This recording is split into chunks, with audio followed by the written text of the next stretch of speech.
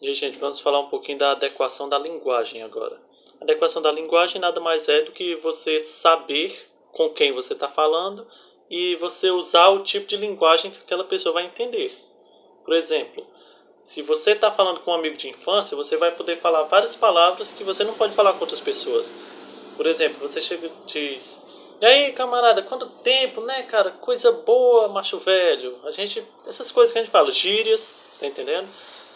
E você não pode falar assim, por exemplo, com o gerente de uma empresa. Você vai fazer uma entrevista de emprego, você não vai falar camarada velho, você não vai falar gírias, entendeu? Você vai falar palavras conforme aquele ambiente está pedindo. Você vai chamar ele de senhor, você vai falar palavras formais. O que mais que eu posso dizer? Essa é a linguagem formal, a linguagem falada nas empresas, né? Se você está fazendo uma entrevista e tal, nos bancos.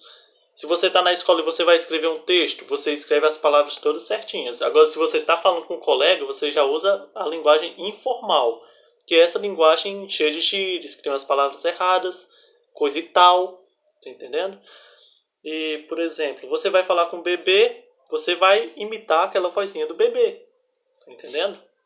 É assim, você tem que saber com quem você está falando e saber se você vai usar a linguagem formal para entrevista de empregos, para bancos, para pessoas de mais idade que a gente, ou então se você vai usar a sua linguagem informal, que é onde você fala em casa com a família, fala com os colegas, fala as palavras erradas, fala gírias, palavras que as outras pessoas, palavras mais comuns, tá entendendo?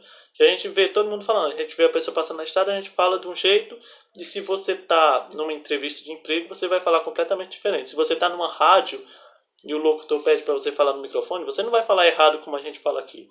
Você vai falar uma linguagem com que os locutores estão acostumados, tá entendendo? Então é isso, espero ter ajudado.